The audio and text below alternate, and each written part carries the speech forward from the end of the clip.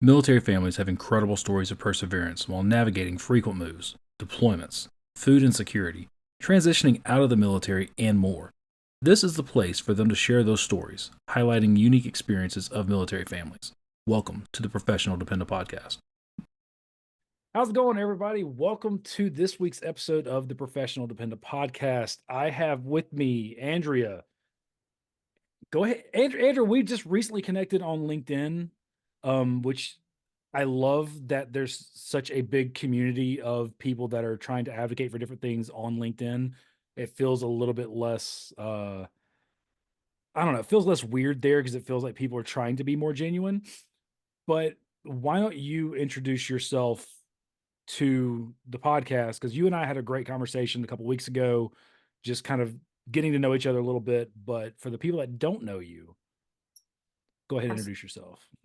My name's Andrea Singsaas, and I currently sit in the state of Iowa, but have lived all over as a military spouse.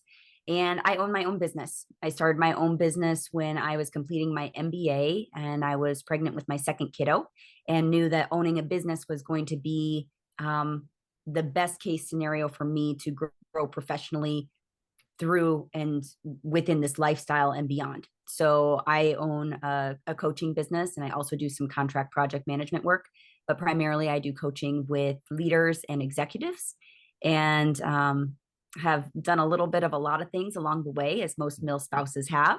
And so I'm really excited to be here today and to share some of my thoughts and ideas with you, and to talk about some topics that are really interesting to me and that have come up along my primarily through contract work. But then I've also talked a lot on LinkedIn and advocated for military spouse employment. Just recently, I pivoted back into really using it to brand and market my business, but it's still a cause that's near and dear to my heart. Absolutely, and that's kind of how we connected. Was I basically threw out the all call, "Hey, I'm looking for people that have a heart for military spouses and want to talk about issues that affect the community."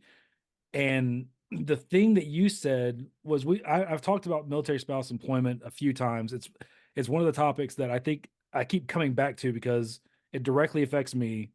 Because even right now, I'm currently working a landscape job for significantly less money than I have made in the past several years, but it's what I can get right now until the next thing comes along. So I would guess you would say I fall into that underemployment category right now.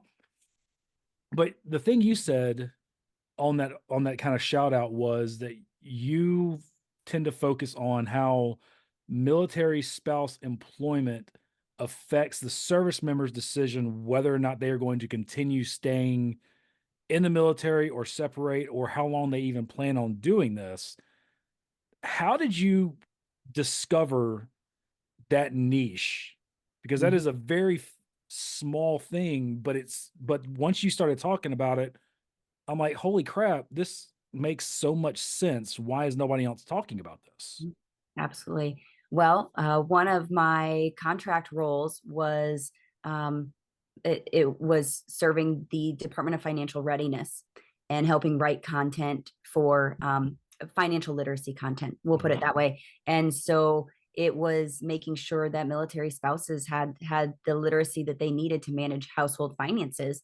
And when you really put all these things together, there's a real long term play that comes into effect when this is econ or finance 101, right? When you're looking at compound interest and the power Mhm. of compound interest, military spouses are going to have uh, a Swiss cheese resume or a doily resume, as you call it, right? As you're Yep. moving around and you're picking up whatever job you can, whether Mhm. it's landscaping, substitute teaching, nannying, doesn't matter. Usually it's somewhere below what you're educated for. So you're underemployed, or you just can't find anything. You're completely unemployed. So Mhm. you're making less than or nothing in comparison to your civilian counterparts. So when you look at that, like on a graph, for a long term military, like a service member and a civilian spouse Mhm. versus two civilians, their career trajectory usually kind of goes in lockstep depending on if they make some changes to take care of the family after, if they choose to have children or have elder, aging adults to care for. Mhm. Some of that may impact it, but usually the career earning potential for a military to civilian spouse looks much different once they get married, due to the fact they're moving all the time. Mhm. And then that impacts their investments, which then is impacted long term because of compound interest. Mhm. So what does that mean? Like, let's take all that back, because that was kind of a lot for an introduction to this topic. So if I get married to my service member and I have a job making $50,000 a year doing marketing, Mhm. cool, great. So I have $50,000 a year on the balance sheet. My service member might be making $60,000 a year, let's say. I don't know. And then we get orders and we move to our next duty station, but you are in a remote part of Alaska, for instance. Maybe you're at Eielson and you can't find another $50,000 a year job at I was at Eielson, Eielson, so that's why I was like, "Woohoo!" right? Like, it just took I mean, maybe, but Mhm. it will take some time. Yeah. So maybe you do get there and you're one of the lucky ones and you do find a role. Maybe it's a remote role for $50,000 a year, but you had 6 months off. So that Mhm. technically means you made more like $25,000 that year. We're Right. not going to count the out of pocket costs for moving and all of that, because that's a whole other subject altogether, right? We all know that. Indeed. So we went from making $50,000 a year down to $25,000 a year, back up to $50,000 a year the next year, if you stay there for that full amount of time, or if you can move that job with you through the next role. Mhm. So your investment ability varies as a military spouse. That being said, if you are taking a role, maybe perhaps that you couldn't find a role at Eielson and you went from $50,000 a year to nothing, Mhm. or maybe something negligible. Maybe you're making $10,000 a year doing some odd jobs, or you have an Etsy shop, or think something like that. You probably won't have the bandwidth at that income to do a lot of investments. Mhm. So maybe you were investing 10% in a Roth IRA or in a 401k when you had a $50,000 a year job, but now you're probably investing closer to nothing. Mhm. And so over time, that lack of investment really takes a toll on a military family, because you have a zero on one side of that balance sheet while the service member continues investing. Maybe they're doing a good job of investing in their TSP, plus hopefully, maybe they're going to stay in and get their 20, so they're going to get their pension. But that being said, once you get to the end of that road, that zero on that side of the balance sheet does take a toll, and it Mhm. does affect some decision making for military families as to what comes next for us and what our future can look like, because it's um it's not like they've had maybe all of the choices in the world. It's not like they just decided to stop investing because they wanted to go buy, the next best thing and go on all these Mhm. Disney vacations. They couldn't invest because employment couldn't be maintained. Also, most spouses cannot be with an employer long enough to be vested if Mhm. they are on a pretty traditional, move every 2 to 3 years. Usually it takes 2 to 5 years to vest Mhm. within a company investment, in retirement. Right. So they're also missing out on company matches, all different kinds of things like Mhm. that that usually help to boost the financial background of a portfolio that a civilian to civilian couple would have by the time they're looking at around 60, 65. um, their theirs looks a lot different than a military to civilian, if that makes sense. Absolutely. So my cat decided to come visit us real quick. Oh, very good. I love visitors. Yeah, and so, I mean, I know I was like, "Woohoo, Allison," just because I really enjoyed that duty assignment, but what you said, I mean, it's almost like you looked at my resume. So, we're one of those odd couples where my wife joined the military after we had already been married for a number of years. So, for a while, I was the one making, we'll just stick with 50 because that's a nice round number, and then my wife joined the military, and she joined. She is an officer. She joined as a captain because she's got a medical background. But then went to the first duty station. I was actually lucky enough to be able to kind of transfer my job because we stayed in the same state that we got married and she went to school in. So I was able to stay with the same state department that I was with. And then our very next duty station was a 1 year assignment to Maryland. Well, by this time we have two small children because we had, matter of fact, we had two kids under two. Um, we knew we were going to be there for 1 year. So with the cost of childcare on the East Coast, what am I going to find for a year? Nothing. Exactly, nothing. You're gonna find nothing. So I went from 50 a year Right. to zero. Right. And then the next move was to Eielson. Went to Eielson and we were there. The first job I was able to find was selling cars, and I did not make very much money selling cars because I was actually an honest car salesman. I'd be like, Mm, no, you don't don't want ever this. work out. Yeah. So there was a very long gap before I found the next thing. Mhm. And so for that 1 year and for the basically 18 months, there was zero investment opportunity. And I do have a Roth IRA that I put money from my previous jobs into, but for 18 months, that number was zero. Yep, absolutely. Absolutely. And I think the other thing that we need to make sure is heard loud and clear, and I read between the lines, and I think anybody else that's military or has any experience connected to the military might have heard it in what you just said there. But usually, when you're on one of those 1 year assignments, Mhm, usually that means for the service member that they're in some sort of a training situation. They're being mhm, prepared for the next thing. Maybe it's a command, maybe it's something else. And so that 1 year, that's a fairly rigid schedule that they're mhm, working. So that means that the spouse that has the small children or whatever, they are the person that is responsible for a majority of the household and childcare responsibilities. mhm, So you need to have a role that can accommodate that, or you need to find childcare really quickly mhm. that can help assist with some of that. And sometimes that's just not possible. You can't usually call the service member during one of those assignments.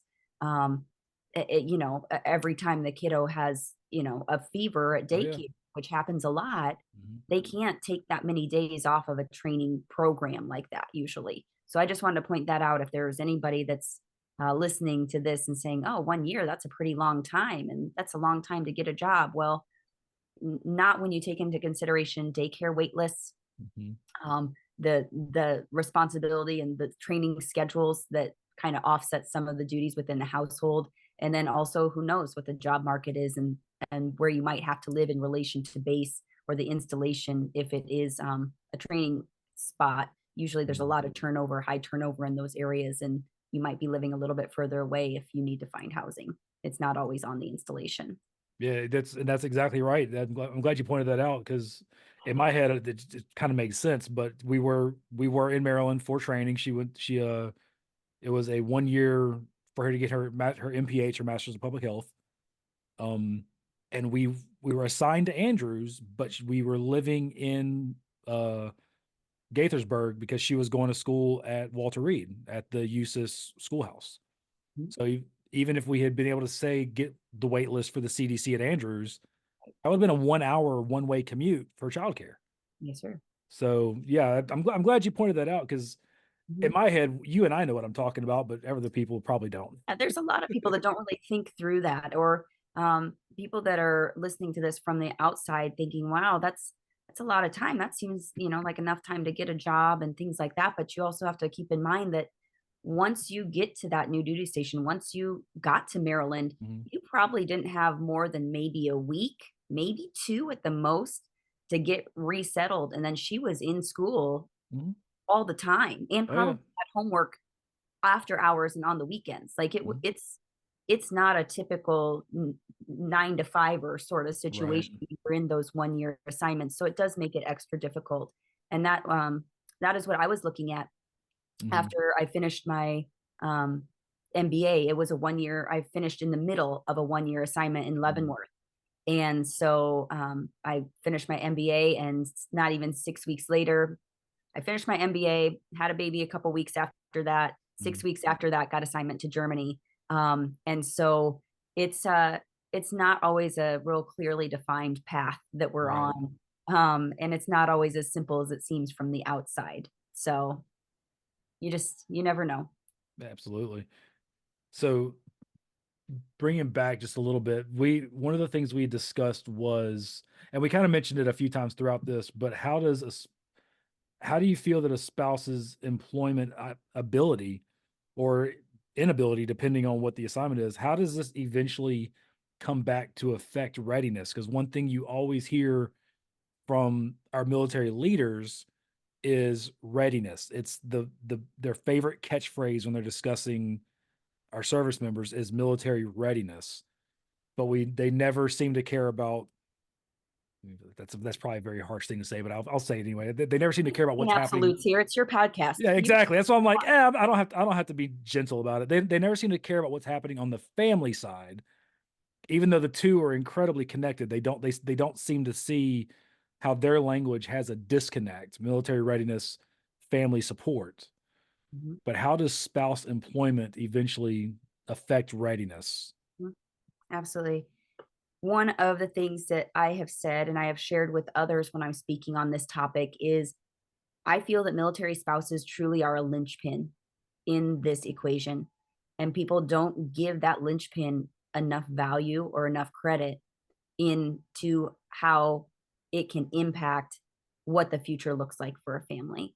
So, first of all, if a spouse is not earning what they could be earning on the market, right? You can do some math and figure out what that's going to look like long-term play. If you could have the option to stay in 10 more years and that stays a zero on that side of the balance Mhm, sheet, or you can get out, make about the same amount of money on the civilian sector as you did in the military. Let's say you were making 80,000 in the military and you can get out and make 90,000.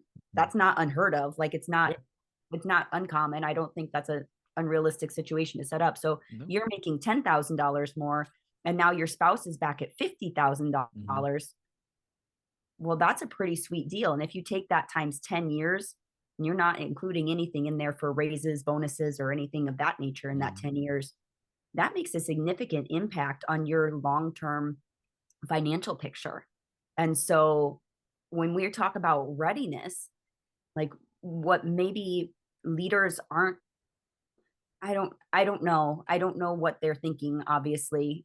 Nobody has really asked me, but if they did, I would say, that we can think for ourselves and we can do math. mhm, We're all quite smart, and so we need to address that zero on the balance sheet mhm, because it's impacting readiness from the side of retention, right? We have a lot of people that have been invested in for years, thousands, maybe millions of dollars worth of mhm, training, depending on who they are and what their specialty is and what mhm, they are trained to do and who, what missions they serve. Um, and you could stand to lose them simply because, just because you're doing this really important work and we've mhm, invested in you, that doesn't mean they're going to stay there if it doesn't mean long-term financial security for their family. mhm. Does that make sense? Oh, absolutely. Because as you're saying that, I'm thinking, what happens to that service member if they have a very, you know, let's say they signed up, they're coming up on that 10-year hump, right? Mhm, And they have a very, very career-minded, driven spouse. That's, I mean, kind of the running joke is like you've basically got the first 10 years to figure out if you want to be in or not. mhm. Because once you hit year 11, you're 9 years away from retirement. You got to stick it out then. You got to stick. You basically got to stick it out at that Right. point. So up to that 10-year mark, it's really, you kind of have a little leeway there. Mhm, So if somebody's coming up on that, let's say they signed up for 6 initially, then they're like, you know what, 6 has worked out great. We're going to hit up another 4. Obviously, this is more on the illicit side because officers don't really, they don't get those kind of contracts like that, or at least mine didn't. Unless they come out at the end of that 4-year contract, and their spouse is like, dude, I really want to work. Like I'm in a good spot here. let's say they've gotten that good spot and they're starting to move up a little bit. They've been here for a few years, and now their spouse is like, "Hey, if I re up, we're moving," and their spouse is like, "No, I'm not." Mhm. You know, that's the, That's real.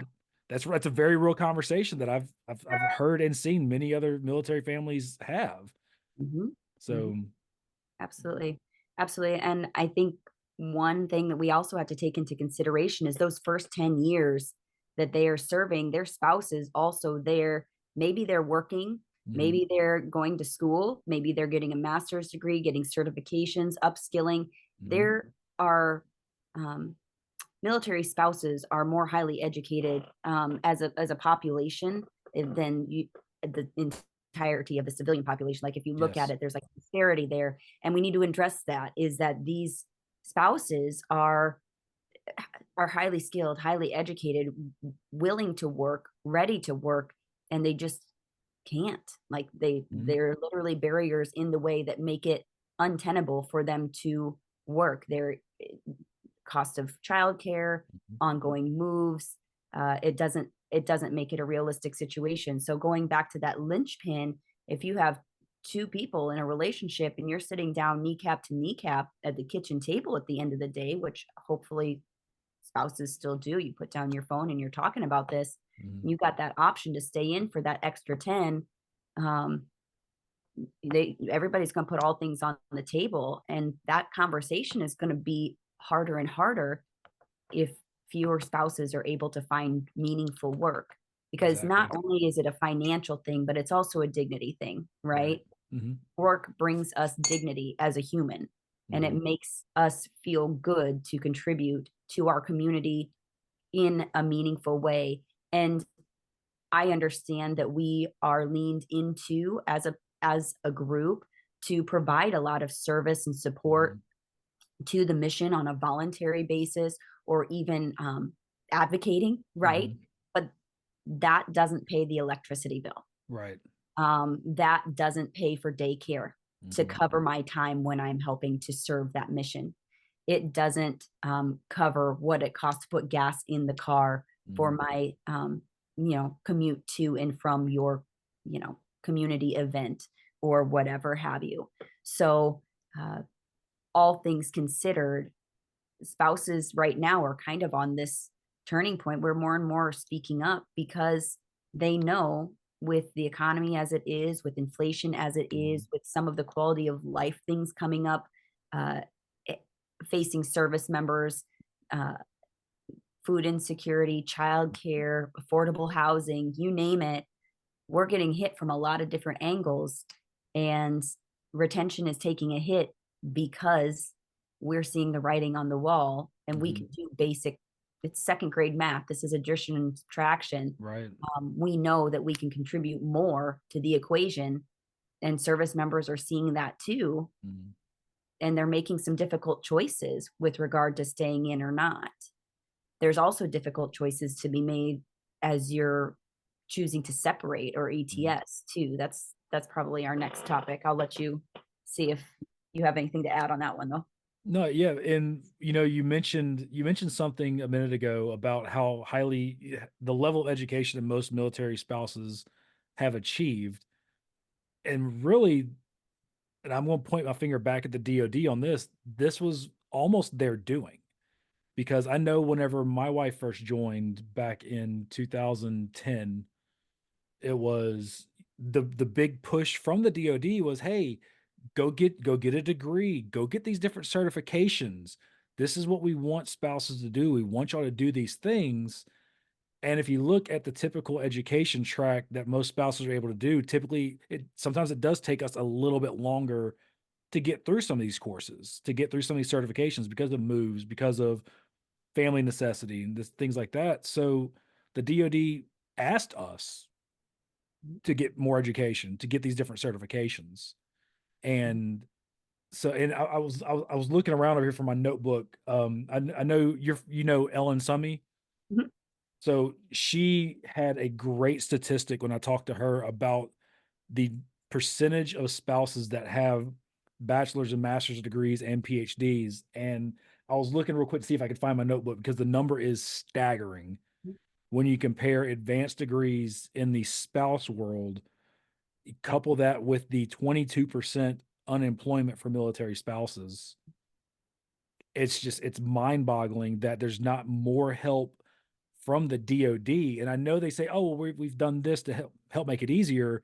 And something Ellen pointed out was, yes, they've passed some of these programs to say, "Hey, we want you to hire military spouses," but nobody's tracking those numbers. Nope, And what nobody's gets tracking if those you don't numbers. have to track it, you don't have to do it. Right.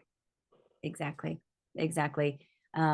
One of my presentations when I was doing my MBA, which probably really set the tone for advocacy for me, was on military spouse unemployment and underemployment. And at the time, granted, this has been several years ago now when I was making this presentation, military spouses with advanced degrees on average, as compared to their civilian Mhm, counterparts, earn 48% less mhm. per year, which that's an astounding. That's we're not even Yes. taking into account like the unemployment rate, but that's just underemployment as a whole. Mhm, That's crazy. And so when you look at a lifetime of that compounding, it impacts the long-term finances for a family mhm. and what the future looks like for them. So it's important. Yeah, and I talked about this a couple of times myself about spouse employment and the types of jobs that some spouses are attracted to. And one thing that I know we've both seen throughout the years is spouses being attracted to being in an MLM. Mhm. And I myself fell victim to their predatory targets as well. And I like that you kind of been able to, or you said that you the whole part of the reason you started doing this was that you wanted to have your own business because you knew that was going to be the best way going forward. And we talked briefly before about entrepreneurship, and that to me feels like a better direction for spouses because spouses, we can pretty much do anything. We are oftentimes backed into a corner of, well, you're going to be here. Oh, by the way, I'm deploying or I'm going out to the field or doing whatever. So you're going to figure it out. And that's Mhm. what we've done over the years is we've figured it out. Correct.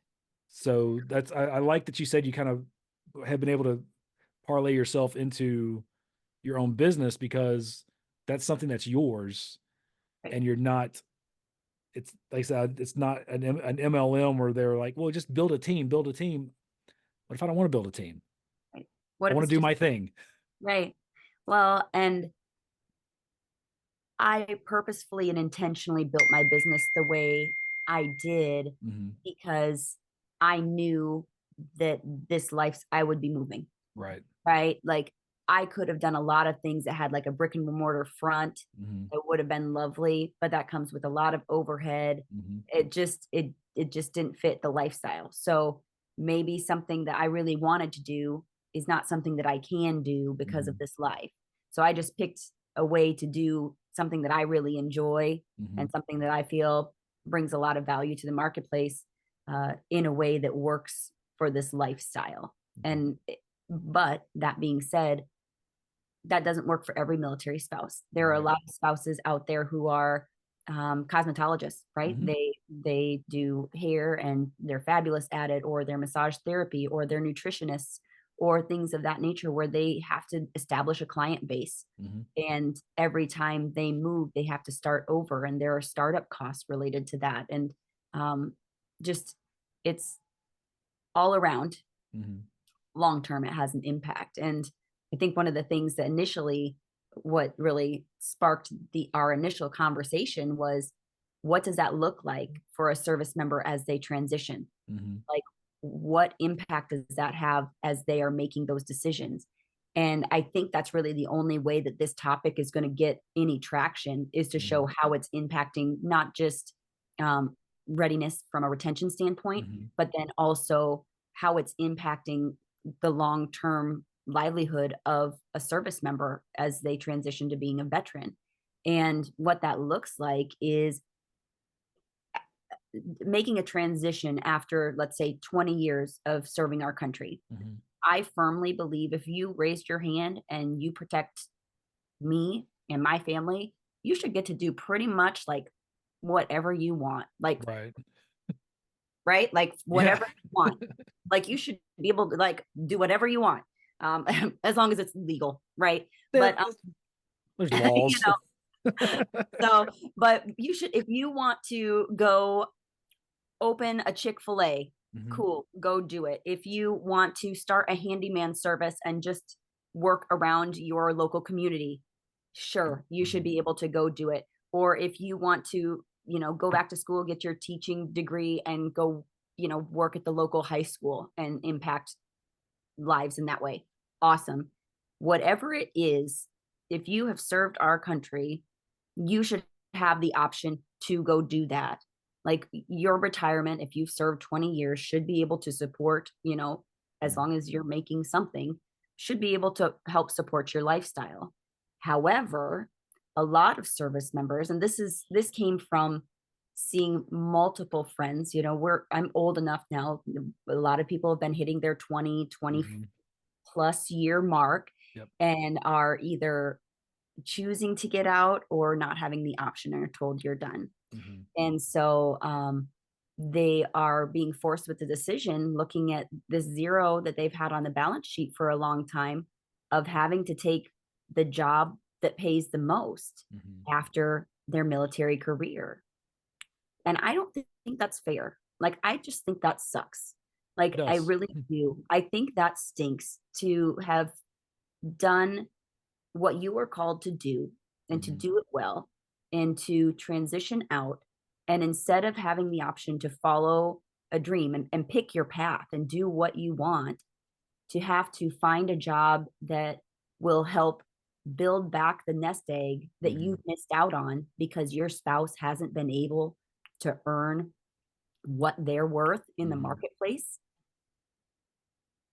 That's huge. This is a big thing that nobody's talking about, but a lot of people are struggling with in silence because once people transition out, they're not as plugged into the community. There mhm, is a great veteran network out there that is talking, but they aren't talking about this. And a lot of people are set up pretty well. They've made some smart choices, mhm, but there's a lot of people who aren't. And because they're embarrassed and because they don't want to talk about it, because there's a lot of shame that might be tied to some of their financial decisions, mhm, because they want to maybe protect their spouse because they feel like this is, that's their role as head, I want to protect my spouse and mhm, do what I can to make up for what was lost because it was my decision to serve. Um, and it was their, that they married me, and this was the lifestyle that they mhm. had to live. It's all on me. They're taking that burden on, and so um, that's a hard one for me to swallow. What are your thoughts on that? That actually ties into one of the next things I wanted to talk about was, we're a lot of people hear employment and spouse unemployment, but the impact on people's mental health and with suicide awareness and all of these different programs, if you are this stressed out on the back end of something, let's say you've just come on the back end of serving for 20 plus and you are now looking at what are my options post retirement.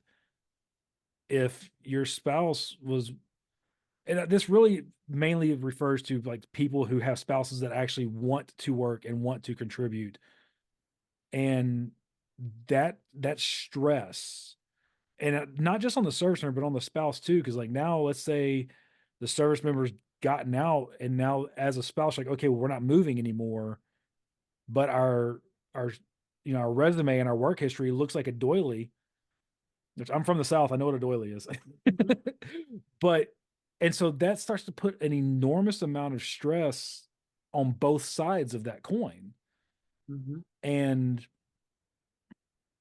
if you're not able to have those conversations about why is this causing stress? How is this causing stress? What are some ways forward? How do we handle this? It might lead the service member, if they're able to say, I'm going to stay in as absolutely long as I can. But we both know that the people that end up having to stay in, they end up getting sent on a 365, which now leaves the spouse in the exact same location they were before. It's a very vicious cycle that is very I can't see a way out or a way through for somebody's mental health other than to continually be brought down by this. Well, and you're also talking about a really interesting time in people's lives, right? Mhm, Because if they've served 20 years, they probably, if they have a couple kids, they probably have some kids in high school or getting to mhm. be that age. So you want to be around for Yeah. a lot of that, for those activities, for those last years. And so that's also a tie too. So when you're talking about mental health and what impacts your overall like well-being, Mhm, some of the contract I work that I do is tied to the social determinants of health and how they impact overall well-being of service members, veterans, family members, and their caregivers. mhm, And things that impact that are going to be your finances, your employment, your social networks and family connections. mhm. And all of that can really snowball quickly to have a negative impact if things aren't going well for you. And if it's a time when you are transitioning from a role that you've always had camaraderie and teamwork. Mhm, You know, that was the mission. That was what you lived for 20 plus years, and you transitioned into a role contracting for a really large employer. You mhm, may feel incredibly alone anyway, but then you take all of those stressors compounded on top of that new role and feeling lonely. mhm. It is an equation for not disaster, but it's a hard one. It's a really Yeah. hard one to solve for because you're in a sea of unknown and you are trying to make up lost ground, maybe financially. You are separated from your support network that you had Mhm, built in with whatever branch that you were serving in. And even though you do have kind of your network of friends that probably you keep close, it's not the same as when you're going in and you're seeing them and you're serving right. shoulder to shoulder when you have that mission. There's just something about that that's a lot different than when you're going, working for another employer on the outside, if that Mhm, makes, even if it is a contract role, even if mhm. you are still going on to the installation every day, it just feels different. And that's I don't have data to back that up. I Right. just have all of the qualitative, like the conversations that Yeah. I've had with people um, in my social circle and on, in my networks. Mhm, And I think that is one thing that we don't address enough. And 61%, I think, right now of adults feel lonely, mhm, and it's because we're digitally as close as we've ever been before, but it doesn't create the same kind of connection as what we're used to with in person, mhm. relevance. So, No, you're absolutely right. There's some involved in a VSO, veteran service organization called Team Red, White, and Blue. It's Team RWB. And Mike Irwin, who's the founder, he's also an author, and he wrote a book called Lead Yourself First, and then he just wrote another one about a year ago. I was looking to see if it's right here on. I've got multiple. I'm a giant nerd, so I've got bookshelves in pretty much every area room. of the house.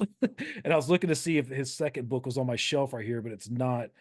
Um, so his first book was called Lead Yourself First, which was a really phenomenal book. And his second one, the name of it is escaping me right now, but he talks about the feeling of loneliness and I mean, almost exactly what you said. We are so connected digitally that we have almost forgotten how to interact socially in person.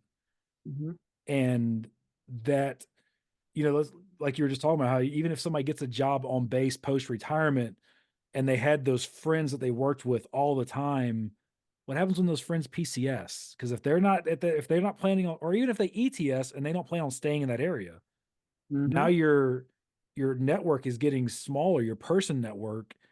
And I don't know about you, but I know as we have moved and people find like once people find out we're a military family, it becomes so difficult to kind of chip into mhm. a friend network Yep, because people are like, oh, well, you're only going to be here for a couple of years. I'm not going to invest my emotional energy into you.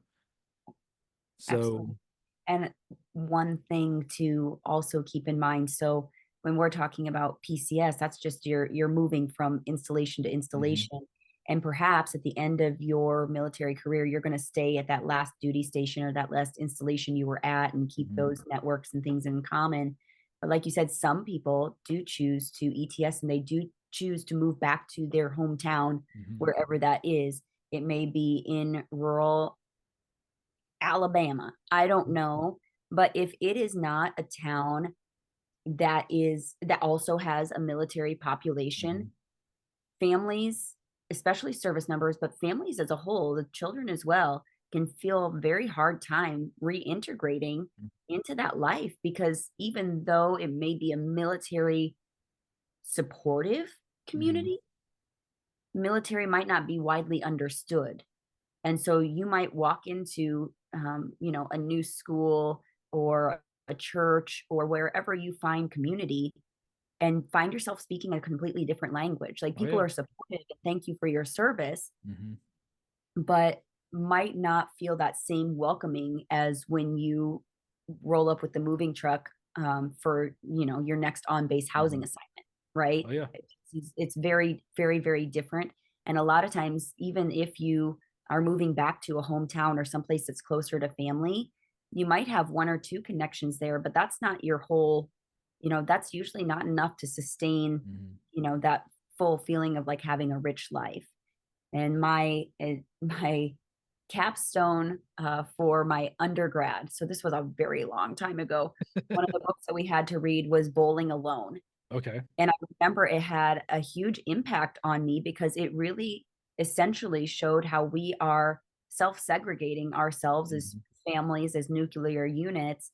Um, and we don't have those different communal activities and things that we do anymore, like bowling. Mhm. Um, fewer and fewer people are involved in like church communities or things like that, where you were, you know, I grew up in a little teeny tiny town where every time, somebody got married or passed Mhm. away or something like that, there was like a church dinner, like an all the ladies, like it was a whole Mhm. thing. Everybody got together and you were working together to support other people Mhm. in your community. There was And probably an announcement in the paper too, if you're from a town like me. bingo, we're probably, yeah, we got one blinking light. So Mhm. mine is like, yeah. So um and it's fewer and far between, and so Mhm. I don't know if this is getting us off the topic of like finances and veterans and decision making Mhm. and long-term impact of military spouse employment, but it all kind of does start to play together. Mhm. um so Yeah, sometimes I have a hard time staying like directly on topic because somebody will mention something and then I'll get off on a tangent and it's fine. Everything's fine. yeah, And because I kind of chuckled to myself when you said, moving back to an area in that area, even if they're military supportive, they may not fully understand. My wife's been active duty since 2010, and we still have to explain to family, what even it is that she actually does. yep, And it's or we'll do something and they're like, "Well, didn't you like?"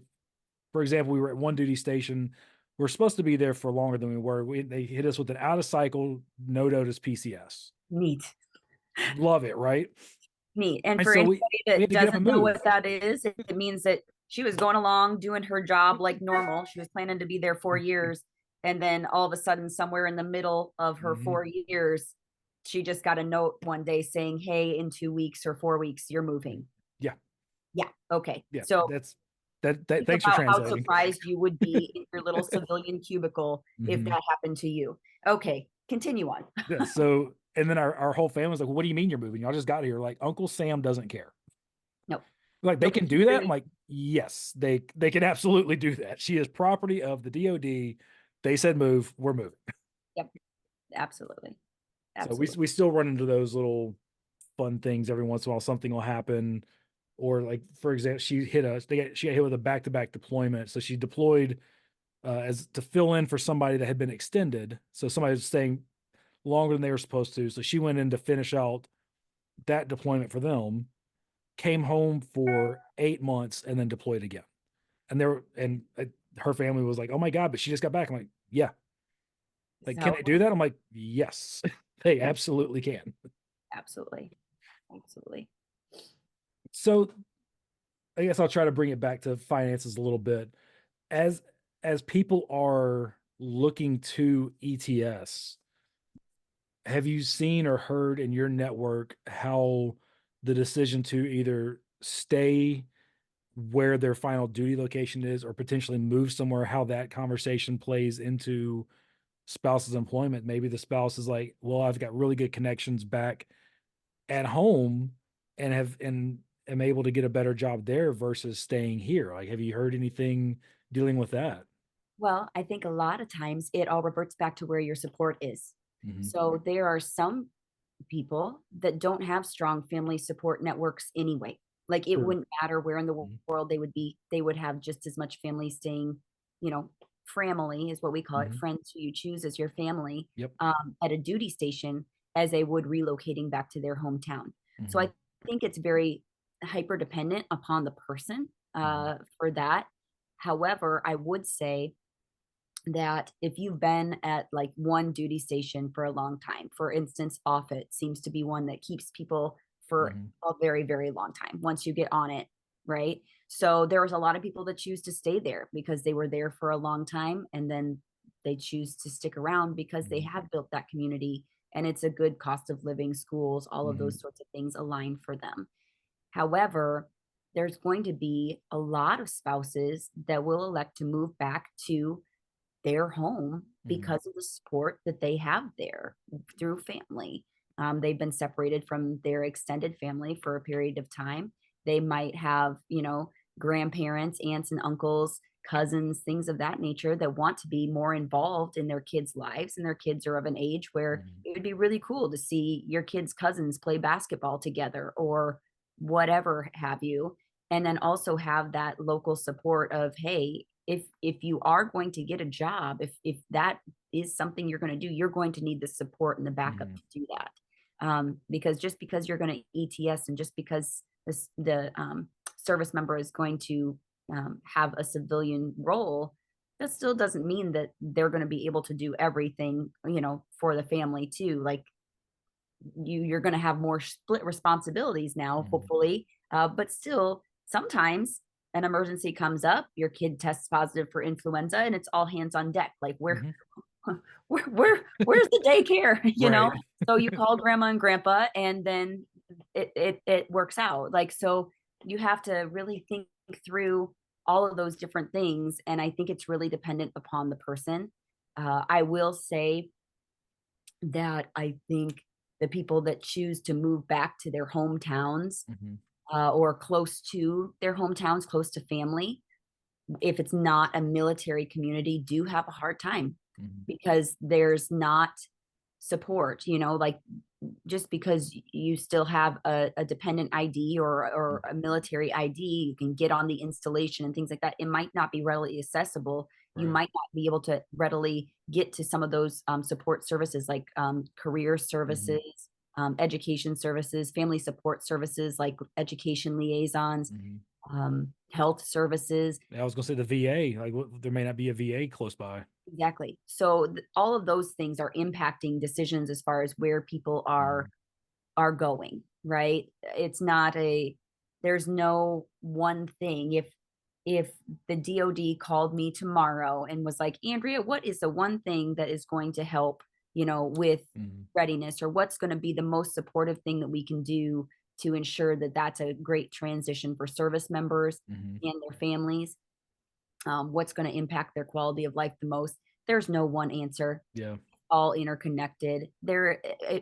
It's like fighting a losing battle for me to Mhm. try to come up with just that one thing. Of course, I'm going to lean towards military spouse employment Mhm. for a variety of reasons. First of all, I think it helps, the mental health of the spouse Mhm. themselves because they have a role that they feel like they're contributing to the household and things of that Mhm. nature. Also, long term financial impact for the whole Mhm. family. Like they're able to have a little bit better financial outlook and plan that allows for more flexibility Mhm. after you get out of the military. But then also, it helps the economy, it helps the local community. Mhm. There's so many things. And if you can keep spouses happily employed Mhm. while the service member is serving, you're gonna have service members who serve longer because is it easier to keep doing what you've been doing if you enjoy it Mhm. for an extra 5 or 10 years than it is to find a new job? Yeah, we're humans. We're gonna Right. chase the path of least resistance. Like that Mhm. is what we're gonna do. We're not gonna chase friction. Mhm. That's not what we do. We pick what serves us well and what is easy and what is meaningful. And for service members, I mean, a lot of times they would probably choose to stay in if they Mhm. enjoy it. I So, I know one thing that I've told my kids, and they we kinda laugh about it now, but I've been unemployed unintentionally a few times due to PCS, or there was when we were working in Georgia, I was working as a contractor, and that contract did not get picked up for the next year, partly because the entire program was going away, but it's another story for another day. And I was trying to explain to my girls, I was like, "Look," I was like, "Our ability to say yes to different things, it varies greatly depending on where and if I'm working." So mhm, whenever we moved here, my children would ask, "Hey, can we go do this?" And tell them, was that we can't. "Hey, can we go do this? What can we go buy this?" The answer is no, because now our budget is here. When you go from, and with that position, I was making like 32,000 a year. So if you were just to yank $32,000 a year out of your budget, gotta come that from that somewhere. that's got to come from somewhere. And so, that's what it's. We kind of tell the girls, everywhere we live, we make sure that it can work off of my wife's paycheck. But that also means, and it's a good thing I really like to cook because I'm the primary cook in the house. Um, I have learned to deal with doing laundry and dishes. They're not my favorite things to do, but I can and will do them. But our ability to say yes, and if you think about the ability to say yes, what that does to the entire family. Hey, can we go to the movies this weekend? Yes. Mhm. That Can I participate in travel yeah. gymnastics? Yep. Yeah. I mean, there's a lot of things that, Mhm. no parent wants to have to say no. Right. So often as military families, we find ourselves saying no, Mhm. not because we want to, but because we have to. Yeah. Well, can't we just stay here? My best friend, Mhm. Violet she's my best friend and I have known her my whole life, Mhm. this adorable little 4-year-old. Yeah. No, no, we Yeah. can't stay here. You don't Mhm. want to ever have to do it's a lot. So if you have the ability to say yes Mhm. because the finances align, how fabulous is that? And why not give us more bandwidth to say yes to those things that make a Mhm. difference? And Absolutely. and we're talking I think we're both talking something that came to mind is we're both talking kind of from a place of privilege here. Like, Yeah, right? absolutely. We are both very, very Mm. lucky, I would say. Like, I don't worry about how my kids are going to eat today. Mhm. Like I don't. Like I'm very, very lucky. And but that's not the case for like a quarter of military families right now, like Exactly. 1 in 4. Mhm. Holy Moses. So there are spouses that have to work. It's not like an if, like this isn't Right. just like for funsies. We're Mhm. talking about right now, day to day, it's a Mhm. it's a thing, but then also long term, it's a thing. So Mm. it's a greater it's an overall economic impact. It's not Yes. just day to day basic needs, it's long term as well, Mhm. because that can also look different too if, let's say, a service member is unable to work, unable to do, maybe they were MP, Mhm. and they can't get out and join a force because they are disabled. Well, Mhm. great, they do have some compensation for that, but still there needs to be something there to help make up, because cost of living still going to increase, Mhm. inflation, housing, Mhm. all of that's changing, and we have to be able to um, account for that. So Right. And you were saying earlier, somebody called and asked you, what one thing, and this is such an onion. It's like there's no one thing that's going to solve all of it. Yes, I 100% agree with you. The spouse employment, because if you can help streamline and fill some of those gaps in spouse employment, now we're talking about food insecurity is less. Because I was speaking, Heather Campbell is a dear friend of mine. And we've talked a few times where exactly it's 25% of military families, and this isn't the younger officers and the younger enlisted. We're talking, E5, 6, and 7, O5s. We're talking people that are at that age now where they have their families are probably growing. They're, now student loans. I was Y gonna say y that student loan repayment is impacting people a lot right now. Yes. It's it's all over, like, it's all over. Mhm. It's everything, but it's so interwoven because how is a military how do you have employment without childcare? Right. Like, you need that supportive system in place, and so Mhm. how do you build that? What does that look like? There's no one If there was one magic ticket, we would be there. Yeah, But absolutely. if you watch the latest quality of life panel, all of the military leaders are saying, "Well, we're gonna pay people more." Ain't gonna do a damn thing. No, it's I not. mean, it will, right? Like, that extra margin, Mhm. that will do something, but it won't be, it won't solve all the world's problems, Right. right? It's not going to make up for an entire Mhm. lost it won't offset what should be a dual income family. Right. Does that make sense? 100%. And so I struggle with that. When I it was very cringy, Mhm. I think is the word the kids are using these days. When I saw that and it was Yes. coming across, and I was just like, that is not throwing money at Mhm. something is not the answer. No. Obviously, we've thrown money at it for years, Mhm. and still retention isn't where you want it to be, Mhm. recruitment isn't where you want it to be. So we're going to do the same thing and expect a different result. It's not going to happen. No. So that's my hot take on it. DOD, come find me. I'll help you. One of my buddies says, "Fight me." Yeah, right, right. I mean, I I'm pretty little. There's not much of a fight here, but I'm pretty scrappy. We'll see. I'm pretty creative. We'll find some creative solutions, but Right? I don't think the answer is to just throw more money at it. Right, and I agree with you, like, I know as I'm sitting here saying some of these things are problems, and how we are able to make decisions based off my wife's salary, I understand what that sounds like as I'm saying it, because from my background, how I grew up to where I am now, that kid wouldn't recognize me Bingo. at all, because that's how I'm able to live now with 2 children is not how my single mother that was a school teacher in South Louisiana was able to raise me. So I Bingo. I can totally see that's why I think I can see both sides of it, because it's how I grew up. Mhm. I grew up every once in a while ramen was dinner. Yep. That's just the way it was. I feel you. So I Asked my understand it. friend I asked my friend a while back. I was like, "Did Mhm. you eat a lot of sandwiches growing up?" Like, I'm Yeah. talking bologna. Yeah, Like, fried bologna? I love Yeah. a good bologna sandwich. I'm Mhm. not gonna lie. It's a vice. Oh, yeah.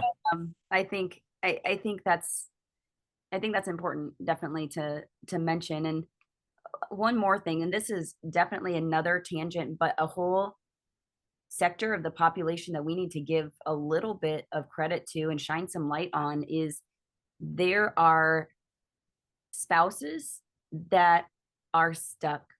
Mhm. They're in a relationship that is maybe not okay, Mhm. and there is no way out. Like, there is no help for them. They can't get a job. They don't have Mhm. an income. They can't keep an income. So spouse employment is definitely the answer for a lot of people, and especially those that are in that situation that seem to be really hard up. So I've known several people in that Mhm. situation where they need a way out and they literally can't figure it out and are stuck in situations that aren't okay. And Yes. so nobody talks about them. They are Mhm. the unsung group. Nobody recognizes that. But and of course we don't like to talk about that side of things. That's Mhm. we don't want to have, well, Yeah, turns out no one it likes to have the exists, tough, important conversations. it exists. Mhm. So let's talk about it. Let's bring it out there and air it out and show that, okay, well, let's get them some meaningful work so that they can make the right choice for themselves. Mhm. Um, and I don't know. I just think that's another side of this discussion that, again, long-term financial impact, Mhm. there are many spouses too that they get out. I have a handful in my network right now. Right after they get out, they retire 20 plus years Mhm. and then divorce, and this spouse hasn't worked Right. for 18, 20 years. They stayed at home, they raised the kids. Mhm. That was their choice, that was their plan. Mhm. Cool. But now what? You know, they get half, Mhm. but still there's something to be said for making sure that there's always an option for those Well, spouses who want to work. and like, you said they get half, but half isn't going to help, No. And if especially you not haven't worked if for you're 20 being years, yeah. that's a long time, or even less than that. Like Mhm. half, like 20 years, that's the dream because then Right. you get half. But Mhm. if you aren't in that long, you miss it by 2 years or Mhm. whatever, you got to go out. You got to find, you got to Mhm. pay the bills, and you probably still have high schoolers that eat a lot Mhm. and like there's a lot to be said there. And so making sure that spouses have the opportunity to work Mhm. and setting them up for success, not just with education and upskilling, but meaningful employment opportunities Mhm. that they can take with them. Possibly that's remote work. That's not for everybody, but Right. making it easier for them. Um, Entrepreneurship isn't for everybody. Right. Licensed roles where you have to, re-credential in every state Mhm. isn't for everybody. Everybody's different, and finding that right path is important. But keeping in mind long term how it's Mhm. impacting your financial future, uh, regardless of what that future looks like, always having that work on the table is helpful. So, something that I had every once in a while, I'll do an episode where it's just me kind of talking about whatever thoughts are in my head, and I had posted a question, didn't get a lot of response from it, but that was fine. I still talked about it anyway, about the idea of blue collar work for spouses. And and this is again is it's because one of there's two main career fields that I've seen the military push towards spouses, and that is medical coding, or basically anything in the medical field, but mainly like medical coding type stuff, or um, oh, what was the other one? It was medical coding and like childcare. Oh, childcare too. And I've Yeah, seen virtual assistant more now too. yeah, I have seen virtual assistant be pushed a lot more recently, and every time we've moved somewhere, we typically like to live off base in a house. For one, because I like being able to do nail up stuff on a wall and not have people say, "Oh, you missed a nail. That's you're not getting your deposit back." This fits our lifestyle. It works. But every time I meet somebody, either a plumber, electrician, HVAC, none of them are saying, "Man, I sure am glad you called me because it has been so slow." Right. It is the exact every single company I've ever come in contact with, they are always saying how stacked and busy they are. And I don't know enough about the licensing for blue collar people. I don't know if you have any insight onto that at all, but I can't help but think, man, if I went back to school to become an electrician, Mhm. how much easier would that be to transfer? And why isn't that a conversation that the DoD is pushing? One of these days, I'm gonna figure out how to get Zoom to stop doing the stupid thumbs up, and I'm going to be so happy. But Well, I think it depends on what trade you're talking about and what that means, right? So right. it's going to be different for a welder than it is an electrician, than it is for an HVAC, than it is for Mhm. a plumbing, and it kind of depends on what you go into.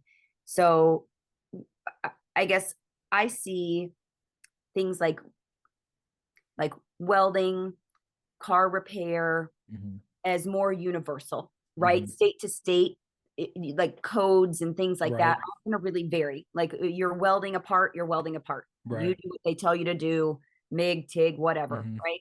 Cool. You can also start your own mobile business and make a killing if you Mhm. have that entrepreneurial spirit. Cool, cool. But once you have the skill set, it's your skill set, and Yep. that's it. Um, but with some things like electricians, Mhm. uh, I would assume local building codes are going to play a little bit of a part in that, or Mhm. state, but overall, I think it's a lot the same. I don't know if you have to get re-licensed, but I do think, um, unions come into play Mhm. with a lot more of those, and I don't know about the transferability within a union. Right. My dad was in a union the whole time I was growing up, so I'm not Mhm. saying anything that, like I grew up, Mm. blue collar house. Right. So fairly familiar with it. I just don't know. I grew up in the same town my whole life. Mhm. So it was never a question for me or for us. But I do think that is a really valid point. One thing that I would challenge you on for the blue collar, um, it's shift work. Mhm. It's you're somewhere like my dad was a millwright, for Okay. example. So Mhm. he worked at Quaker Oats. And so he was fixing conveyors and things of that nature. Mhm. Um, and there was a pager number, like my mom could get a hold of him using a pager number. Right. Like he couldn't like there was no other way to get a hold of him. Mhm. So if you are say we go back to that scenario where your spouse is in this 1 year training, Mhm. whatever, or maybe they're in the field doing an exercise, whatever. Right. They're unavailable. That role that they have, they're unavailable when Mhm. they're at work. Period. Dot. And you have small children, you need if you're in if you're out doing a call like an Mhm. electrician's call, plumbing, whatever the case may be, you might not have the flexibility and the bandwidth needed to be that Mhm. default parent person, like, hey, your kid just threw up, you have to be Right. here in 30 minutes or less. Like, Yeah. I mean, I'm an hour and a half it doesn't away. even have a toilet that works right now. Like, what, Right. you know? So Mhm. I don't know. That would be the one thing that I could see. I think it's a valid point, and I think Mhm. that there is a lot of bandwidth there. And I think the trades are getting more popular for sure. But I don't know the transferability, Mhm. and I also don't know what the flexibility would look like in order to support a family life. Because sometimes too, like especially electricians and plumbing, um, depending on what kind of company you work for, HVAC, you Mhm. might have on-call hours Yeah. that might butt up if you have somebody that works swings Mhm. on an installation. Some of that might not work out so well. I don't know. This is why it's an onion, right? This Exactly. is why when This we is pull exactly one why it's an string, onion. the whole Mhm. sweater goes. Yep. Um, but yeah, I think That's that's a why really I valid point.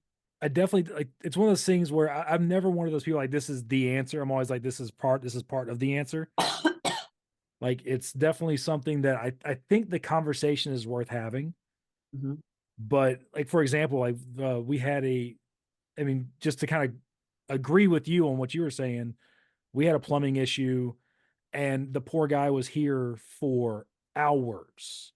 mhm, Like late this a matter of fact, he got here I think it was like before lunch on Friday and he didn't leave until dark.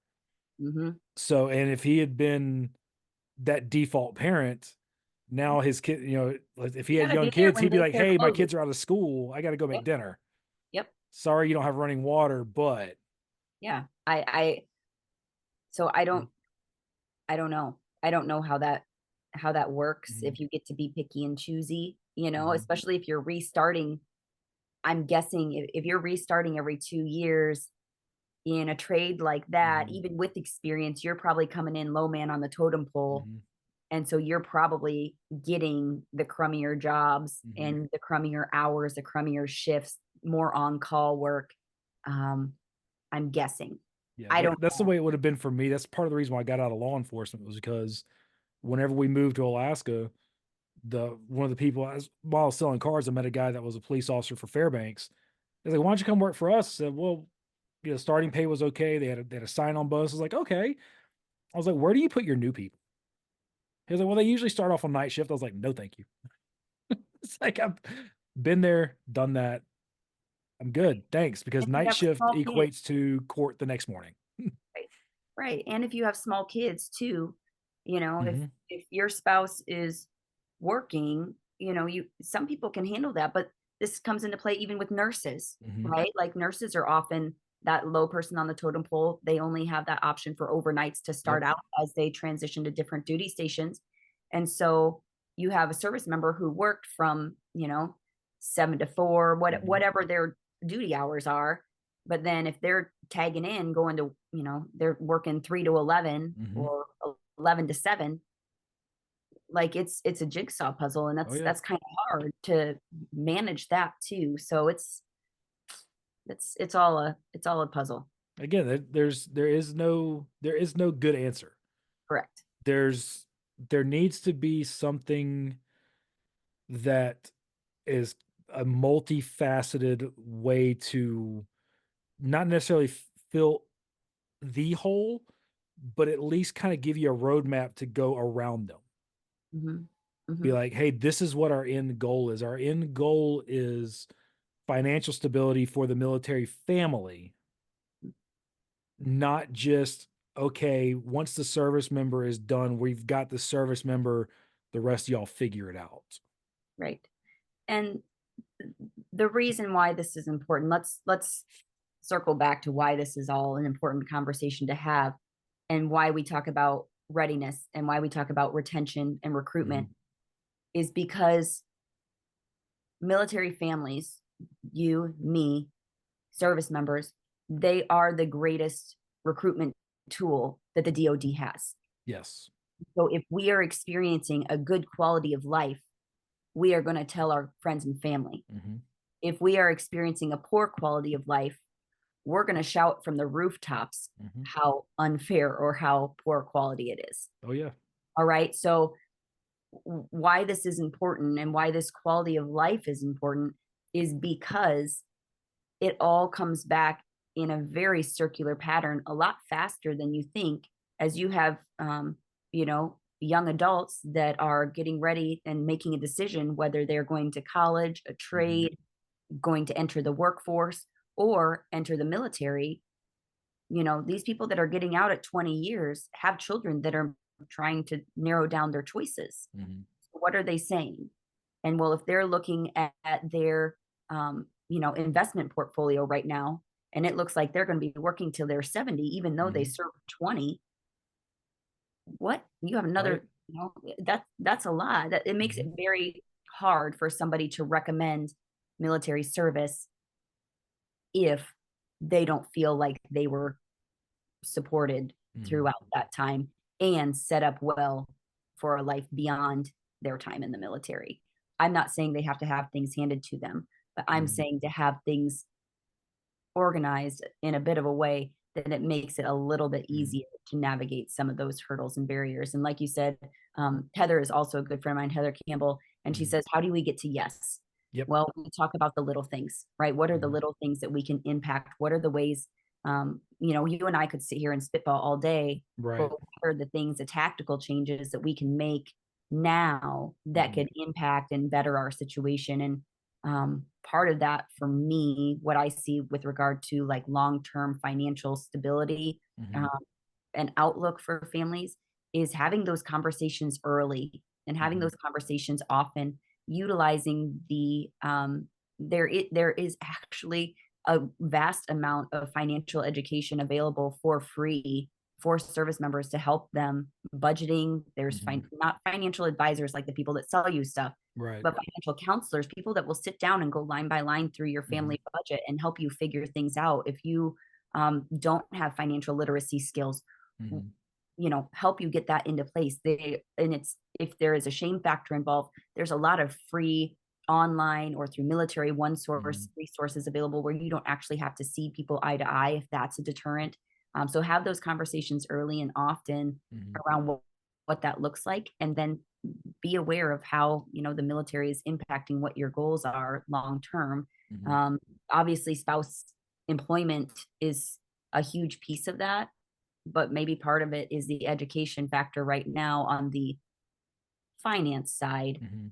um, outside of anything else. What are your thoughts on what can we do right now in terms of spouse employment that would make a difference today or in the very near term? So I think from my point of view, from what I would like to see is I've and I said it earlier, there's a lot of companies now, there's a lot of like for example, if you go through USA Jobs or even like on LinkedIn or Indeed, there are people saying, if you're a military spouse, let us know. I would like to see that data tracked and reported because I know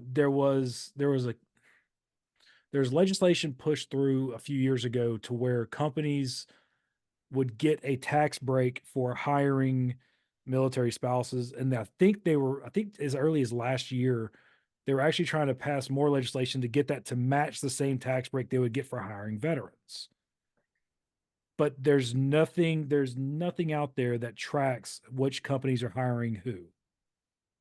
So I think if you would say, yes, you can get this tax break for hiring spouses, but you have to show your data, Mhm, I think I think that is part of an answer to mhm, helping spouse employment. Because I think if there was more incentive for people to say, hey, I understand your resume looks ridiculous.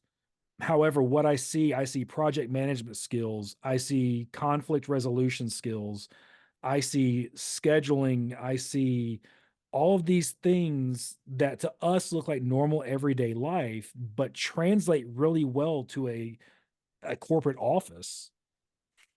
I'm not saying CEO level, but I'm saying like you could go in middle management and understand how to work with different people. Because, like you said, how many different things do they ask military spouses to volunteer for? Now you're having to go in, you're having to learn how to work with all different kinds of people from all different kinds of backgrounds. And there are certain spouses that feel a certain way because their spouse is a certain rank as opposed to others. I know it's kind of cliche, but I saw it as early as last week. mhm. So you're having to learn how to work in all these different social settings. I mean, that's if a, if somebody is reading that resume with an open mind, they're like, man, I see a lot of potential here. Mhm. And I know if I report that I hired this individual that I can see a lot of potential in, I'm going to get a tax break on the end of the year for hiring this person. I think it's an answer. Mhm. I think that's a good start too. I definitely think that's a good start for sure. And additionally, um, keeping in mind that the roles that are more flexible are Hmm. going to be the most appealing to Yes. the population. Uh, a lot of times that looks like remote work right now, just because Hmm. of how much people move. But that's Hmm. not everybody. Not everybody moves every 2 to 3 years. Hmm. So maybe there is also a local education component for those that are military communities, um, having greater awareness as far as what military spouse resumes look like, how employable they are, what the Hmm. benefits are, um, creating more of a, even just like a grassroots, it doesn't have to be fancy, but Hmm. an educational awareness, for what that looks like to help some of those more densely populated military areas. It's the rural areas that are really tricky, I think. Right. But hey, some impact is better than no impact. Absolutely. And you mentioned this, you mentioned something a second ago that I wanted to ask you, and then you hit me with a question. If you had the opportunity to sit down with military families that were coming in that were young and they went, hey, what advice would you want to give me or could you give me to help me look long term to help ensure my family's financial success? Where would you point that young family? I don't know if I have one resource that Hmm. I could point them to that I'd be like, this is it as far as like financial success. Hmm. But what I would say, even though it's going to feel frustrating and infuriating at times, Hmm.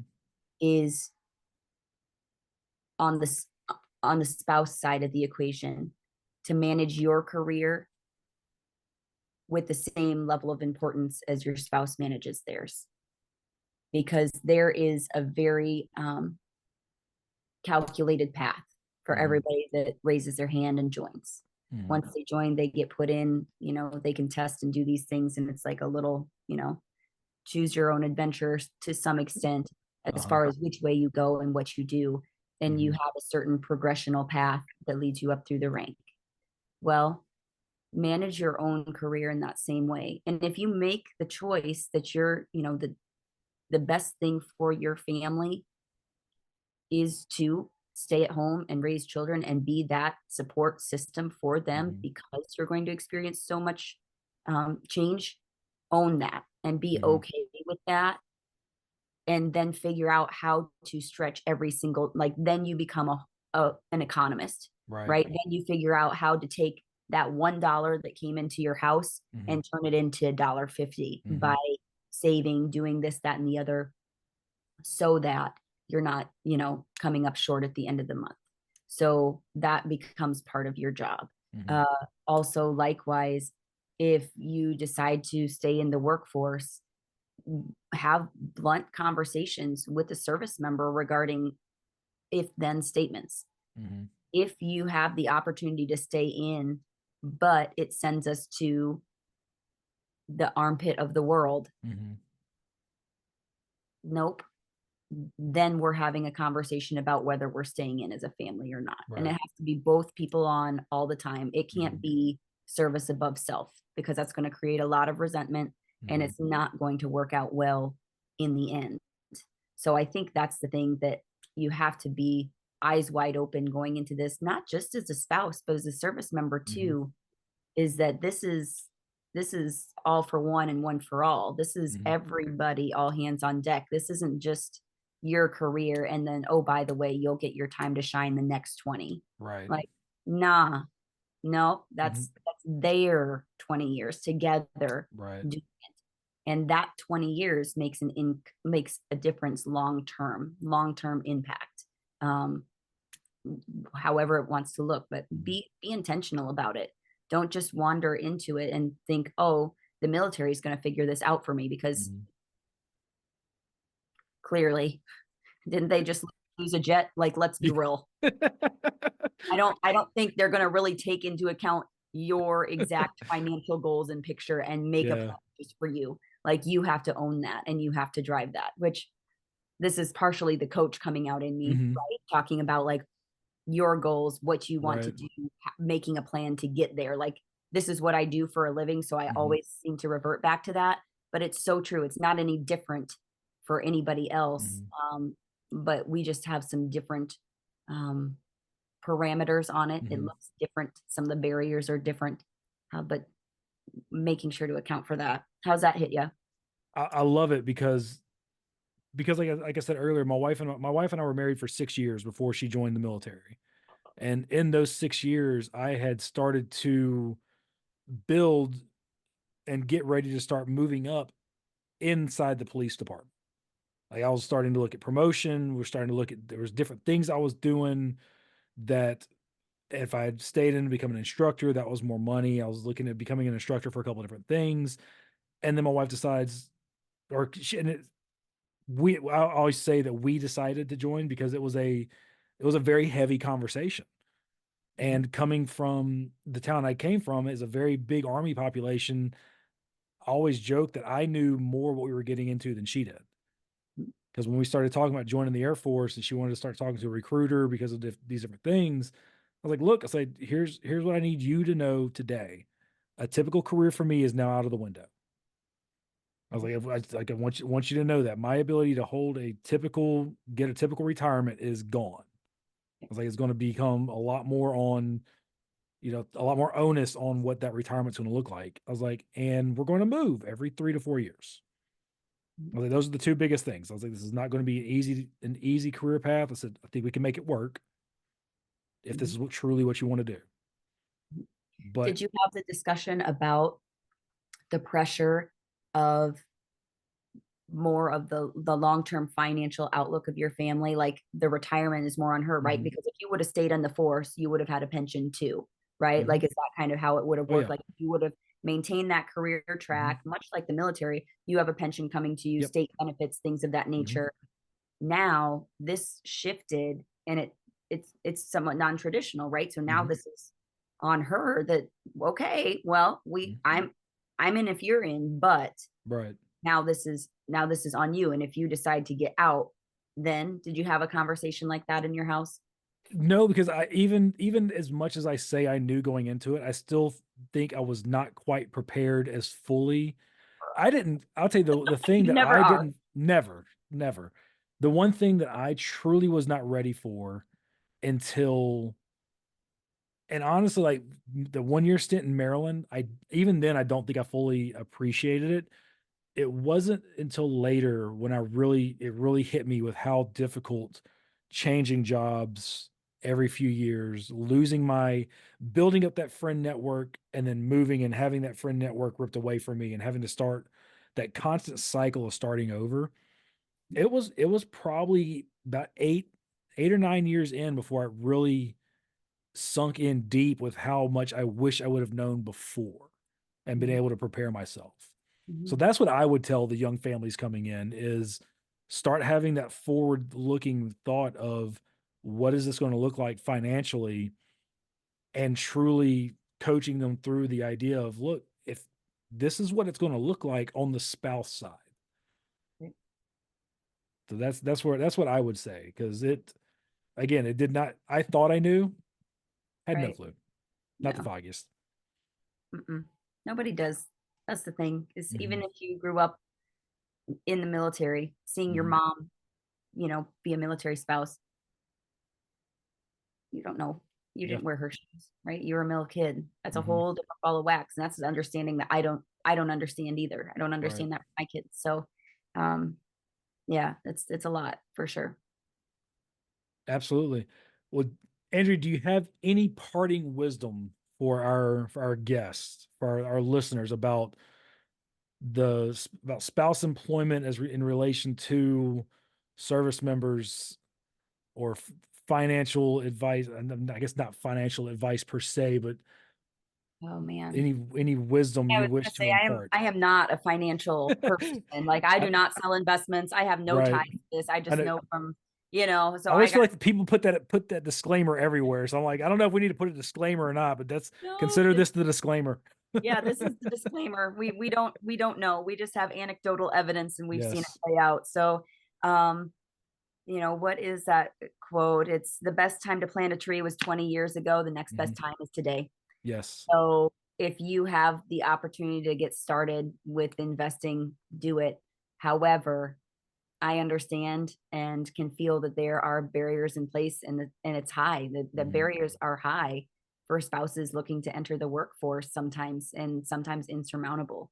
So don't beat yourself up on that, but also know that there's a community out there to support you in finding a role if you Mhm. want a role. It just might not look like what you thought you were going to do or maybe what you were initially trained to do. Mhm. um, that's been the hard thing I think for a lot of people within my network is you had a picture of what you were going to do professionally Mhm. and now it looks much different.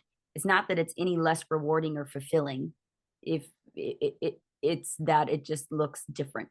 If Right. you thought that you were going to be a fifth grade teacher all of your Mhm. life, but now you have lived in six different duty stations Mhm. and couldn't maintain that credential and recertify in each state, but now you're designing online curriculum Mhm. for a training and development organization. Well, it's still a really rewarding and fulfilling use of your skill set. Mhm. It just is different, right? So um, don't be afraid to take the time to invest in yourself and then invest in your future. And even if money conversations are hard in your house, because I can also um, attest that it's not easy talking about money, Mhm. especially if you are the person that's not bringing any money to the table. It's still your household. It's Mhm. still your relationship and it's your financial future too. So have those financial conversations early and often. Don't just assume everything's going to be Mhm. okay. Ask those questions and get the answers get the answers to align with what you want your financial future to look like. Mhm. So that would be it. And if I had to point to resources, there are some really good ones out there from the Department of Financial Readiness. So definitely take a look at those. Those Mhm. are trusted sources. Those are DoD. Like there's nothing weird going on. There's nobody Right. going to try to sell you stuff. And then there are financial counselors available on many installations. Not Mhm. all. They are in a shortage right now, but there are financial counselors available that can help you if you are in a mess or you don't know where to start to help get some of that Mhm. baseline knowledge so that you feel empowered to have those discussions and those conversations and make decisions around what that's going to look like. And finally, to the service members that feel stuck, that they are staring down the next 20 years of their career, thinking that they would only want to work if they had to. But now, come to find out, they have to Mhm. because their portfolio isn't going to be enough to live the life they wanted. Well, I feel for you. I understand, and I need to tell you that you're not alone, that there are so many other people out there, and it feels lonely because you made a big change, you made a transition, you went from a life of camaraderie to a life in a civilian sector that's probably quite new and different. And you need to know that you're not alone and that there are resources out there to help you make some decisions, but also know that you can point your career in a way and hopefully work together with your spouse to make up for lost ground. But don't do it alone because it just ends Mhm. up in a really, like you said, a downward trajectory if you let all these things continue to compound. We're not talking about the benefits of compound interest. We're talking about Right. the downfalls of compounding stress. Mhm. So we need to differentiate there that that's a lot and that's a heavy burden to lift when you are finding yourself being alone Mhm. after transitioning and looking for a job. And sometimes it feels a lot, and it's because it is. So find the resources, tap into your network, Mhm. tap into the education that you can with regard to finances, but then also employment services so that you can find something that's a good fit for your family to help ensure that your financial outlook aligns with what you want it to be. Mhm. Absolutely, and I like to plug Military One Source every now and then. I feel like that is a resource that has they're almost like the yellow pages for military services, and I don't feel like they really get enough credit for the different things you can reach out to through them. You mentioned counseling. Counseling is one of those things that through Military One Source you can reach out to counseling. I have a friend that was a financial advisor through Military One Source. So there are a lot. They're a resource that I feel like people think it may be kind of kooky because of the name, Mhm. but it truly is a starting point at least Right. for a lot of Absolutely. things. Andrea, I really enjoyed the conversation. Like we kind of joked about before, if worst case scenario, I truly enjoyed this conversation with you. I always get something out of these conversations, makes me look at things in a different way that I maybe not looked at before. For the people that would like to connect with you, where can they find you? Maybe they're interested in coaching or it's to follow what you're doing with some of your other advocacy work. Where can they find you? Absolutely. So I am most active on LinkedIn. You can find me there. My name's Andrea Singsaas, and I also have a website for my business. My business is called the Time Group, and I do, like I said, leadership coaching and executive coaching, and work with individuals, but then also work on behalf of organizations to support their leadership teams through individualized coaching or even group coaching. And I also do some speaking. So find me on LinkedIn. You can DM me there. You can also find my website, which is www.tynegroup, TYNE group.com. And I'm around. I'm also on Instagram, but that's also for my business too. But those are just kind of more fun updates and a repeat of what you see on LinkedIn. So I post a lot of photography stuff on my LinkedIn or on my Instagram lately. So that's yeah, yeah, I have like I do some like random updates, Mhm, but most of the time it's just a repeat of what's going on with business or if I'm mhm. traveling for work, I do a lot of speaking. So that's been really fun and exciting and definitely follow me on LinkedIn if you want to keep up with what I'm doing on any of those fronts Mhm. and don't be afraid to reach out if you need anything. I'm here to help. Wonderful. Well, I don't wanna take up any more of your time. I know we got about 20 more minutes that we had scheduled, but I know you from what you said beforehand, you probably need a break. So, anyway, thank you so much for coming on this podcast. I truly do appreciate it. For people that are listening, y'all look her up on LinkedIn because I can promise you I get a lot out of the content you post. I love seeing the different things you're talking about. You're a great resource and you're doing a lot of great work. So keep it up, and we really do appreciate you. Hey, thank you so much. All right, we'll talk to you later. Bye.